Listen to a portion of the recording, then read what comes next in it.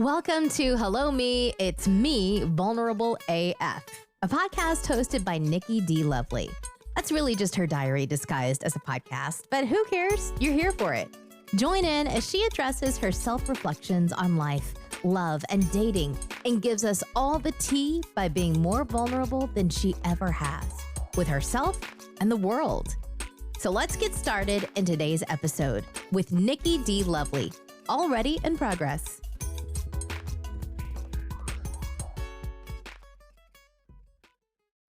All right. Hello, and welcome to another episode of Hello Me, It's Me, Vulnerable AF. I'm your host, Nikki D. Lovely, and I want to thank you for joining us for another episode. I know I've been MIA for a minute, but I told you guys, since we got a 2025 Rising Star, 96%, we grew faster than 96% of other podcasts this year. And I just was like, you know what? If that's what we're doing, let me make sure I show up because you're showing up for me. So let me make sure I show up for you. I want to thank you guys for being here. I do. And on that note, last week we talked about me moving back in with my parents. It's been a minute since I talked because it's been a minute since I moved back in here, right? I didn't even talk much about my trip to Japan with my daughter. I don't think. And if I did or if I didn't, maybe I'll do that for another episode.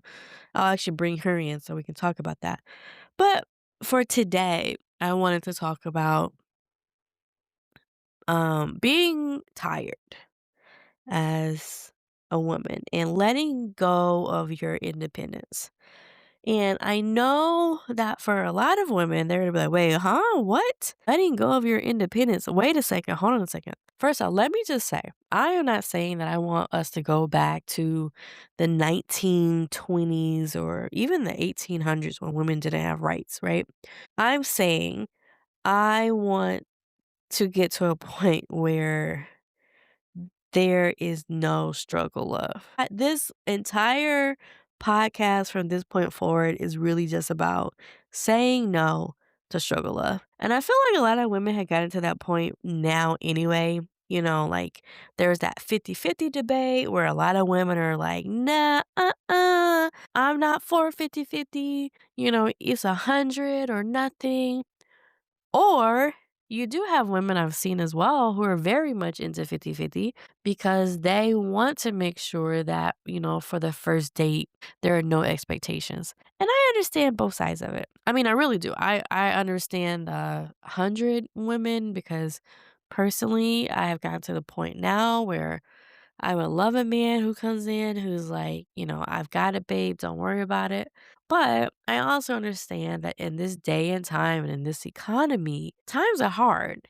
And it's really hard right now to find that 20, possibly even 10% of men who have the income to help to that point where they say, don't worry, babe, I got it. However, I will say I've dated men who are blue collar workers who have said, don't worry, babe, I got it.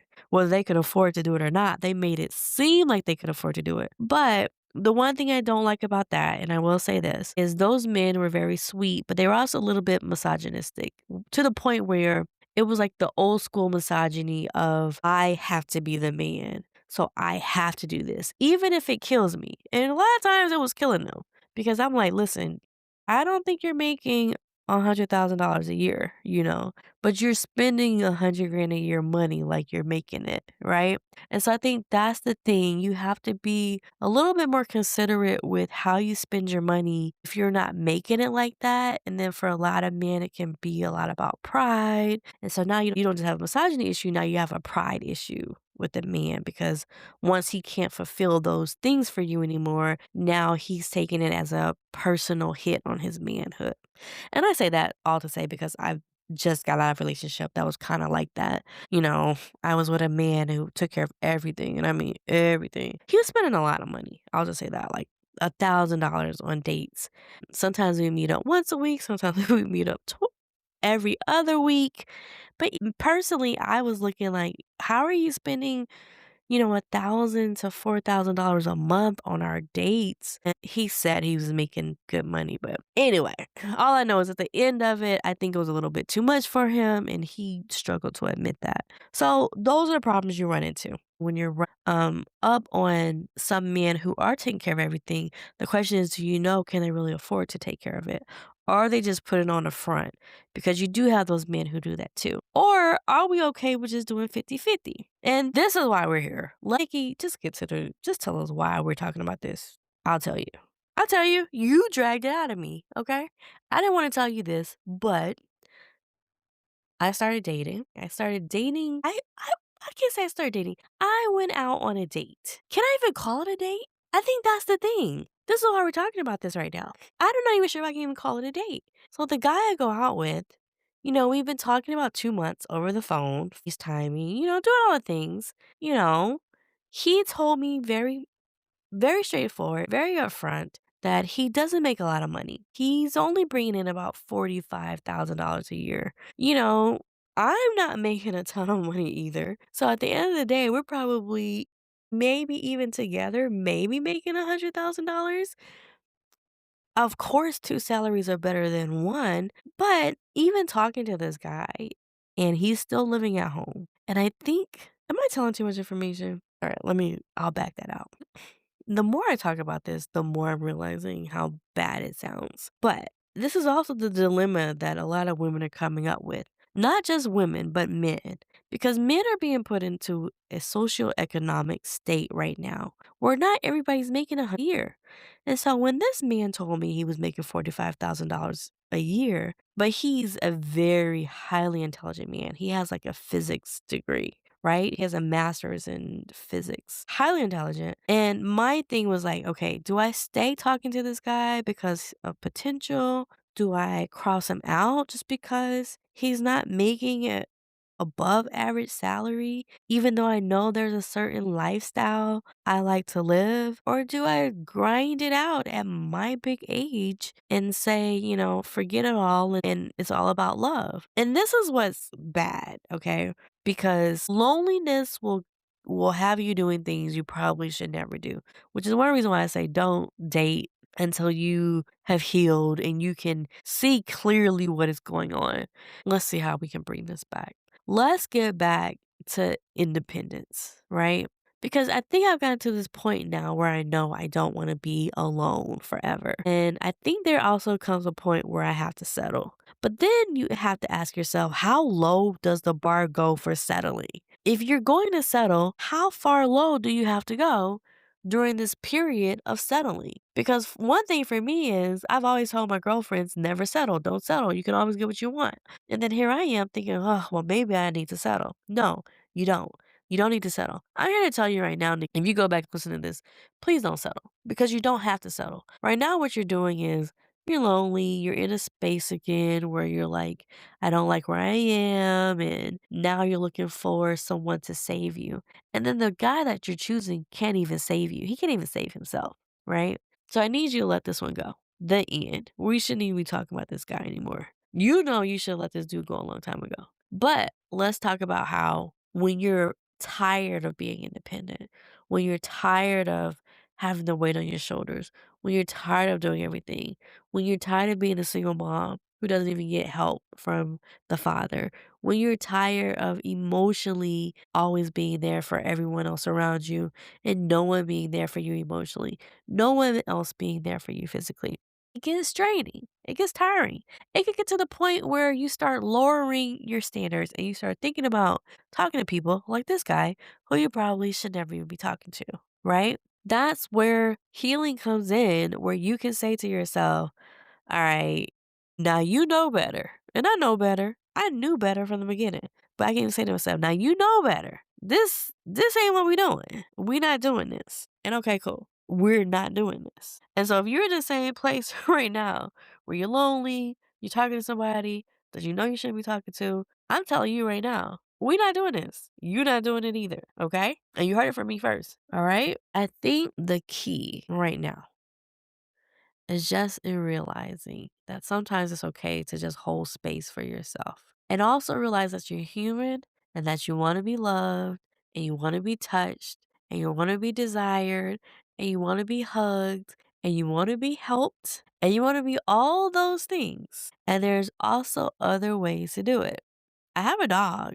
So I will say dogs are tremendous companions. They're perfect. Now, do they take the place of another human? No. Are they tremendous, great companions? Yes. If you have kids, they're great for hugs. Do they take the place of being with someone else who can love and honor and respect you? No. But at the same time, what you don't want to do is settle. And one thing I always say is, I don't want to have somebody in a parking lot, in a parking spot that is made for my husband. And my man comes driving by, and this guy, who I know is not my husband, is just sitting in my man's parking spot. And my man's like, okay, cool. There's no parking over here, so I'm just going to keep going. I don't want to be in that space where I'm missing out on who I'm supposed to be with. So I know I started this whole entire conversation about talking about independence, and then I started talking about 50-50 and, 100. And I think I just realized you need to know what your values are. You need to know what you want. And you can't steer from that just because you're lonely for a second. Now, I do want to reiterate, do I think that love can come from people who are in a different space than you? I do. I don't think that love has to be like equally matched. Like, oh, you make 100K, you make 100K. Or I make 40K, you make 120, and I only want a 120 man. I think you can fall in love with somebody who's at a lower economic space than you or at the same space as you.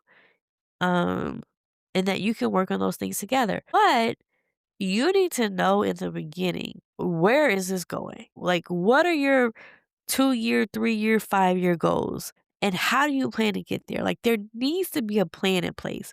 And I think the problem with me and the guy that I was talking to for a little while is I have yet to see a plan. Like, it's just very like all over the place. And I know too, because I have a little ADHD, what like all over the place means, and my life isn't organized right now either. Hell, I'm back at home with my parents trying to get rid of debt myself. But I also know that I've been on my own as well, and I don't want to stay here. I was talking to him on the phone, and he was like, "Oh yeah, I don't mind staying with my parents. I love them dearly." And I'm like, "Wait, what?" Okay, I don't think this is gonna work. Because I do want to be with somebody who wants to be with me. I don't want to live with your parents. I want to live with my parents. Hell, I'm trying to get out of here. I need you to help me get out of here. We should be helping each other get out of here.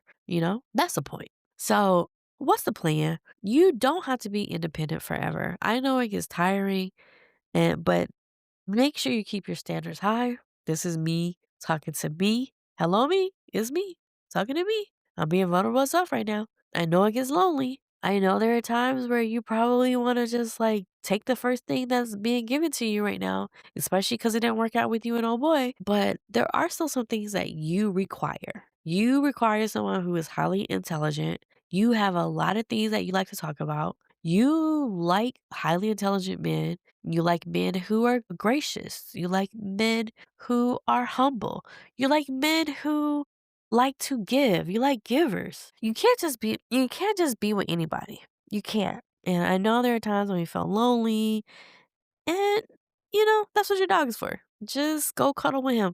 And that's all I can say right now, because I know you know better, and I know I don't have to tell you. And I know that sometimes that old avoidant comes out where you're like, "Oh, well, I'll just see where it goes. And if it doesn't work out, then what are you gonna do? You're gonna tell him, because that's what you need to do. You just go ahead and tell him this ain't gonna work out. And then call it what it is, because call a spade a spade. And go find your husband. Go tell that man to get out that parking spot so you can have your man coming in. Because yes, you don't want to be independent forever. You do want help. And I think the first part of realizing that is in saying it. In saying it. I don't want to be independent forever. I don't want to. I'm not Miss Independent no more. I need help. I'm not doing struggle love anymore. I don't want to struggle. And I'm not ashamed to say it. Like, I'm at a place right now where I'm just not. I need my man. I need him to show up, and I need him to be the provider, the lover, the giver, the caretaker, the intellect, the leader that I need him to be. I'm not going to apologize for it. I'm not, because I'm trying to be all of those things for him. I did all of my work for him and for me, of course. course I did it for me first, but it benefits him. So all that being said, if you are in this season of your life where you've done your healing work and you're trying to figure stuff out and you're dating right now and you're going to get all kinds. I'm not saying like the 50-50 guy is completely like, oh, but what I'm saying is just ask him, where is he going? Like, is it 50-50 for the rest of your life? Does he want to be a provider? Does he want to be a caretaker? Is he a good person? Does he have a good heart?